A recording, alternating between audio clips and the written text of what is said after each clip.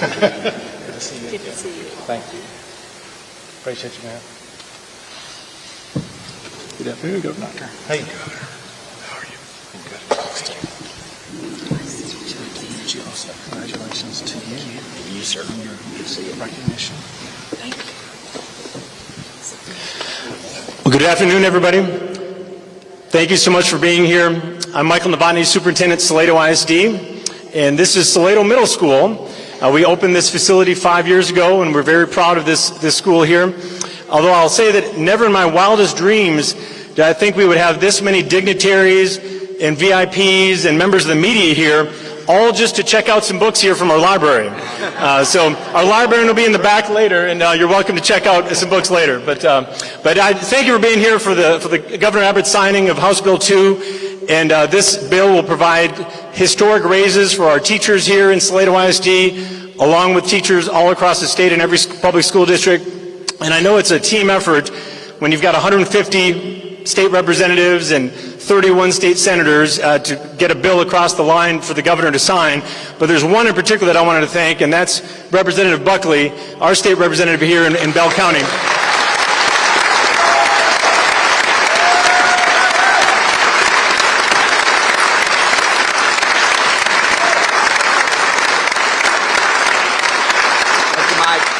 Again, thank you for being here. Well, Doctor, thank you very much. Thank you for your leadership here, and thank you for opening up this beautiful school for us to be able to make this very big announcement here. Also want to thank Jamaica for being next to me, for being here, and thank her for the success that she's had in the teaching profession.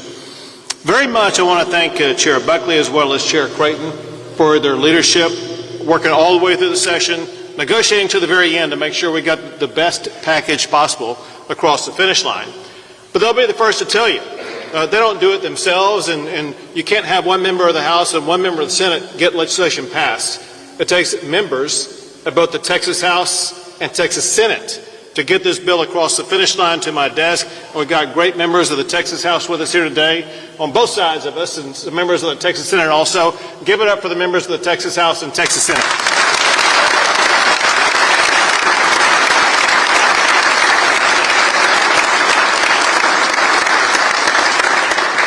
And I know he's around here somewhere. I can't put my eyes on him right now, but I do want to also express my gratitude for the leadership of Mike Morath. Well, right behind me.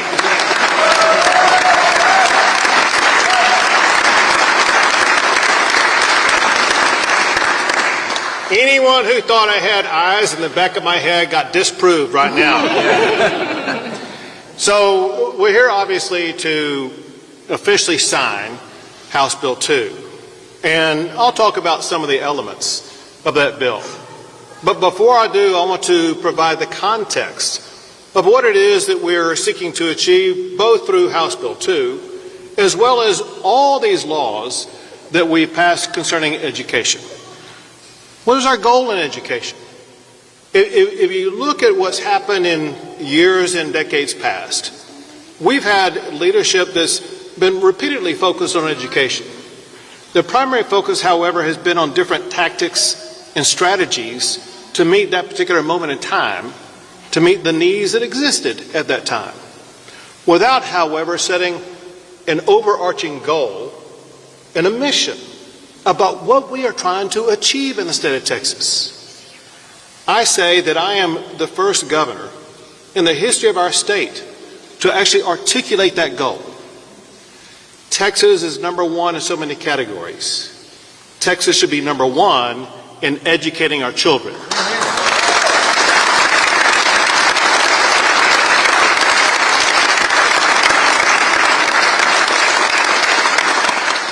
Let's not make any mistake. It's a big aspiration this time.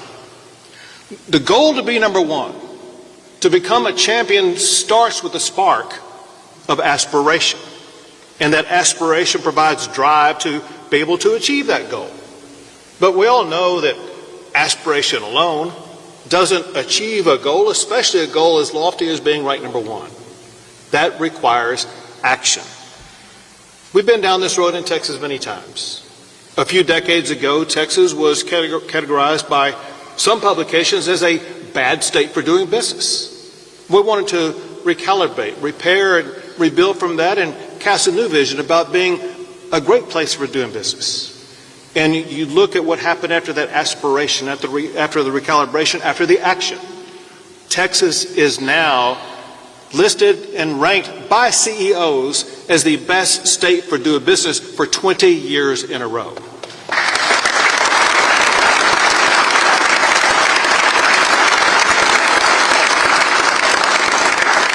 There's a tangible award that goes out for tangible, measurable results. It's called the Governor's Cup, that goes to the state that ranks number one for the most new economic development projects. Texas not only has been ranked number one, we've been ranked number one for 13 years in a row. It's one thing to be a champion. It's altogether different being a repeat champion. We've seen the same thing in the education arena. 10 years ago, we saw other states leading Texas in Tier 1 research universities. We said, well, Texas should be ranked number one for Tier 1 research universities. We took that aspiration and put action items behind it and strategies to be able to achieve that goal. And today, Texas ranks number one among all states for the most Tier 1 research universities in the United States of America.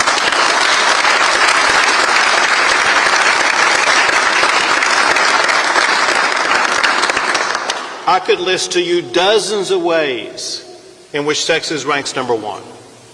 But important to today, it's time that we Texans collectively recast our gaze to Texas being ranked number one for educating the children of the great state of Texas.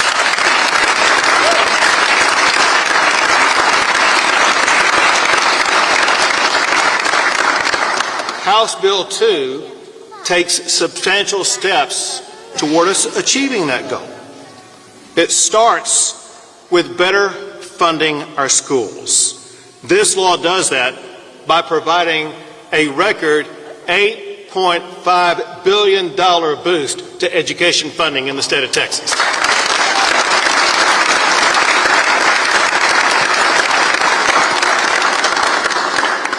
Next, essential to education is high-quality educators. We want to be able to attract and to keep the very best teachers. Toward that goal, this law provides a record pay raise for our teachers in the state of Texas.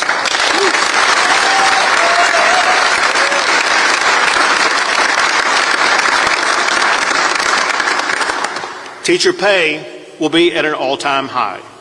This also expands the teacher incentive alignment merit pay to put more teachers on the pathway to being able to earn a six-figure salary. And it invests in high-quality teacher preparation and certification programs. Our teachers will not just be better paid, they will be better prepared for their classrooms.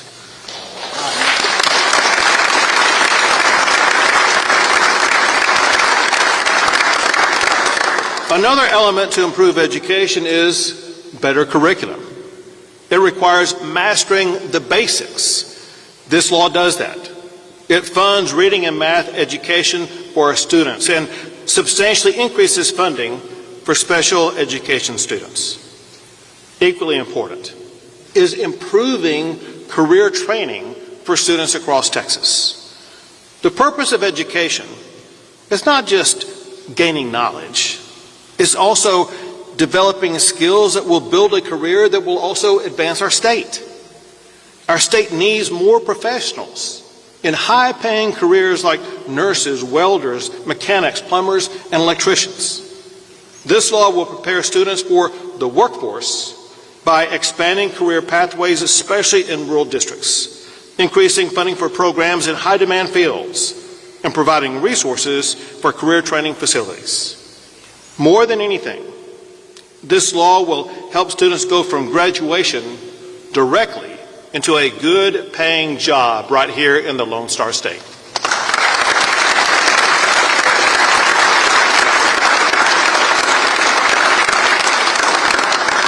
So House Bill 2 ensures that our schools are funded better than ever.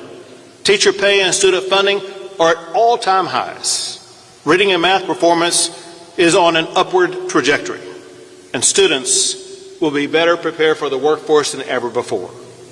The foundation is now in place for Texas education to begin the upward climb of the ranks toward the pathway of eventually being ranked #1 for education in the United States of America.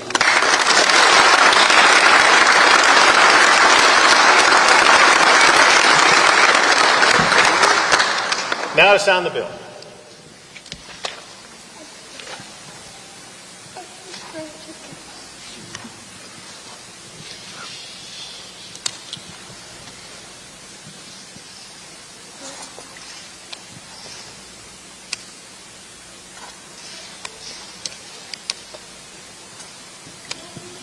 Not as simple as it looks.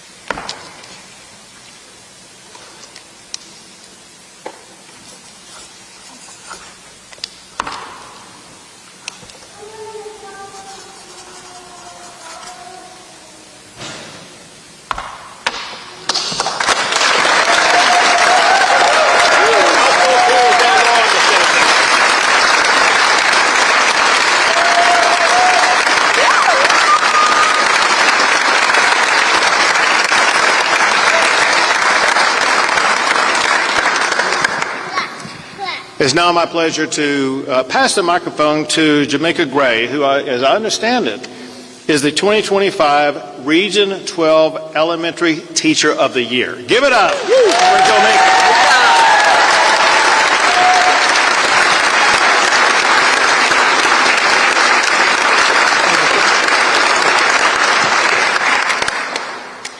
Good afternoon, distinguished members of the Texas Legislature, fellow educators, and citizens.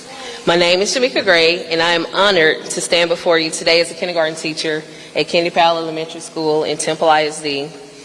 I've just completed my 13th year as an educator and as a mentor.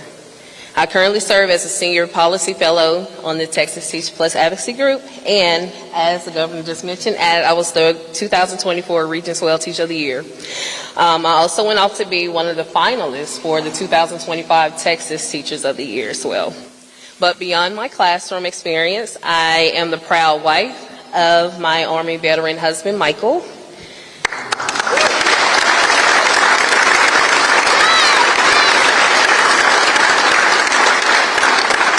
And I'm a devoted mother to two amazing children. One of them is here today, my 12-year-old Girl Scout Jasmine, and my 7-year-old Houston Astros fan, MJ, couldn't be with us today.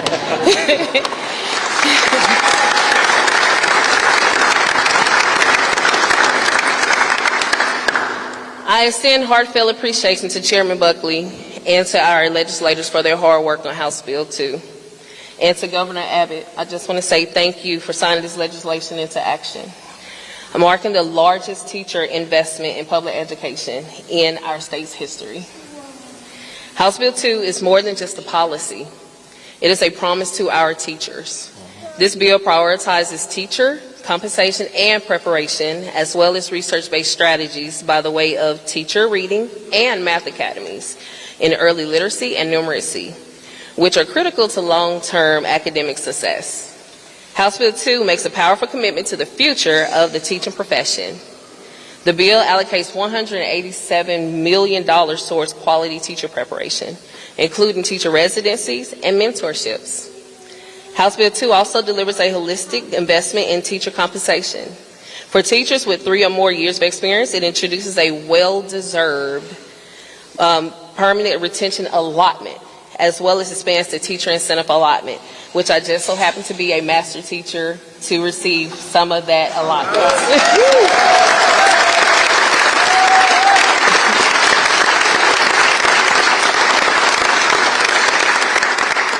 This allows more teachers to focus entirely on teaching without the constant worry of earning a livable wage, and keeps our most effective teachers in the classroom. As we celebrate the passing of House Bill 2, let us also reflect on its enduring impact. This legislation touches the lives of 5.5 million students enrolled in Texas public schools. It strengthens the teaching profession and largely supports the needs of special education students. On behalf of Texas educators, parents, and students, I offer my deepest thanks to our governor and our legislators for supporting the future of public education. Let us move forward together with a shared vision for excellence, opportunity for every child in Texas. Good job.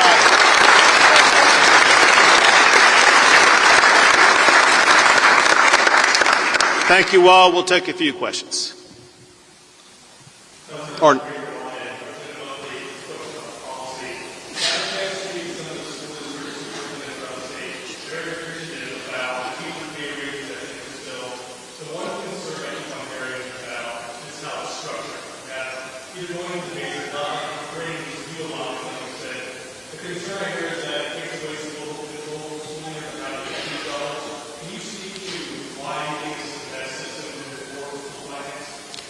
so I couldn't hear exactly, but it sounded like you began your question with Buckley.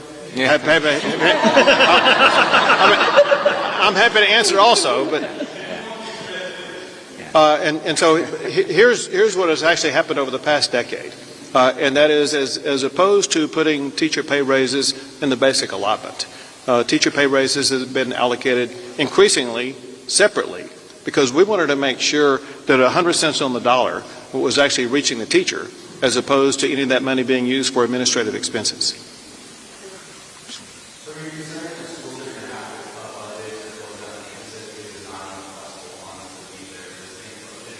To help out with those budget issues, there's $1.3 billion of this budget going toward that.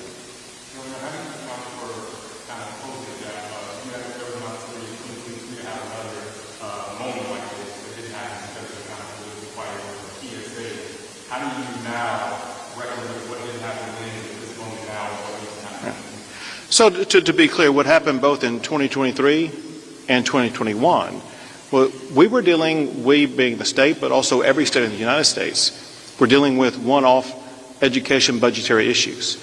We had a massive influx of billions upon billions of dollars from the federal government during the time of COVID, and that COVID funding was there to fully fund education for the 21 and 23 budget years.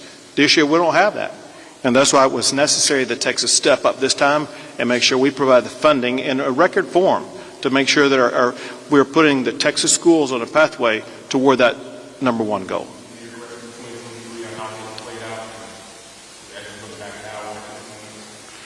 Not really, I'll be honest with you, because to be specific on what you're talking about, I think you're talking about, well, things didn't work out because school choice was not passed.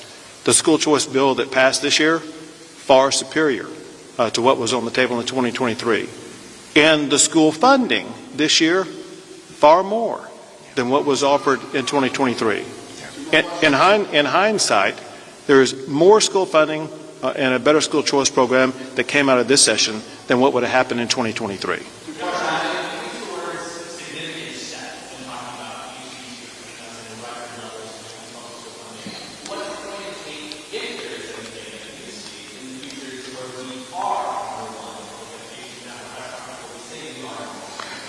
So I think that it would be it's just not the right thing to do to say, well, we're now going to be number one. We got to earn that title. And we earn that title every single day in the classroom. And that means we got to go about this process of making sure we are attracting and keeping the best teachers, because those best teachers will lead to better education outcomes for our students. We got to take these investments that we're making in reading and math, which are the basics. We know that improvement is needed in every region of our state in reading and math outcomes. And so we're going to have both the teachers as well as the skill sets and training strategies to make sure that we are improving the baseline of our students in all those areas. Texas did not become number one in the economy and business in 1 year or 2 years. It took more than a decade. We got to make sure we take steps every single year along the pathway, and we will get there eventually.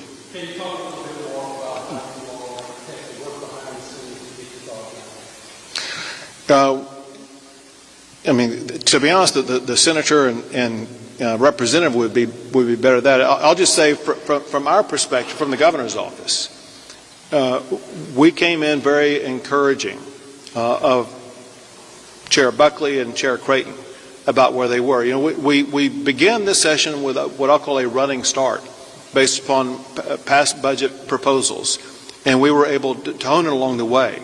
And the way the legislative process works is everyone has more ideas, and we want to add this, maybe subtract that, and it leads to a better product. I think the product we wound up with was the best available. But if these members want to provide more detail about what it took to get there, please share it. Absolutely. Thank you, Governor. I want to thank Senator Creighton and the Senate team for their collaboration on this. You know, the bill left the House floor in a certain way, and I want to thank my House members that are here, which we dang near have a quorum, it looks like. Welcome to Salado. Eat and spend some money while you're here. You know, and then it goes to the Senate, and that's our process.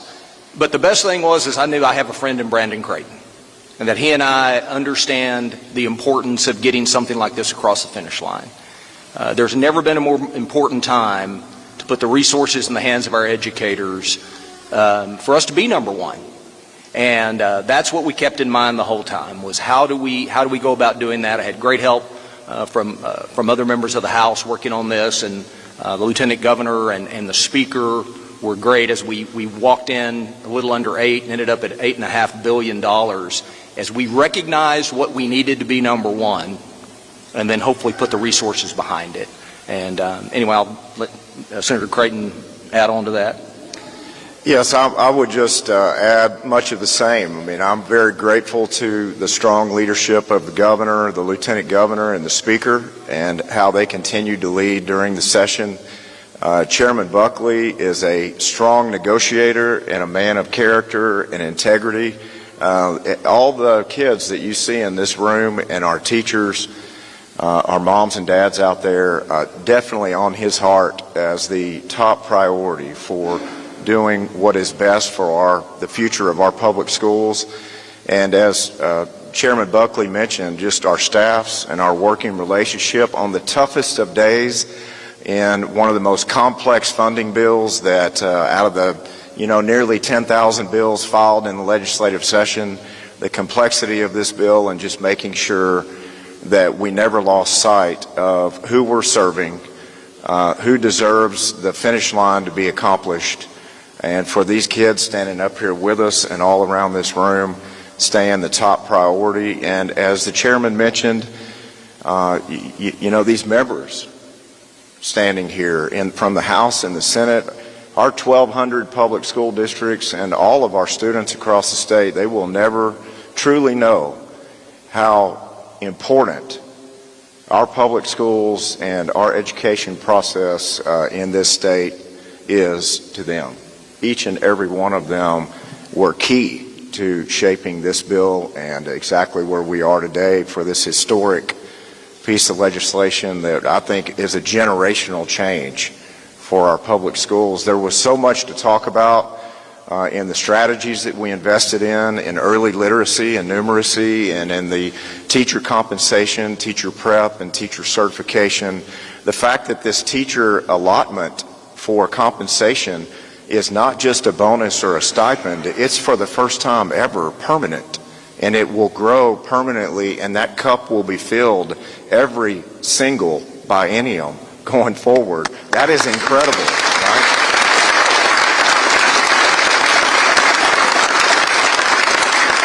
So I'm just thankful to the governor, lieutenant governor, the speaker, Commissioner Morath, all the stakeholders in our hearings, the teachers that took the time to wait 9 hours to testify, and because it was on their heart and important to make sure they were there and in that process. And just thankful to the members as well. Chairman Buckley, whatever else we can negotiate and work on in the future, I'm in. Maybe not as tough of a bill as this one. But the purpose behind it, and ultimately the end goal for these kids standing up here behind us and those coming soon, It will define the Texas economic miracle for generations, and it's all about them. Thank you.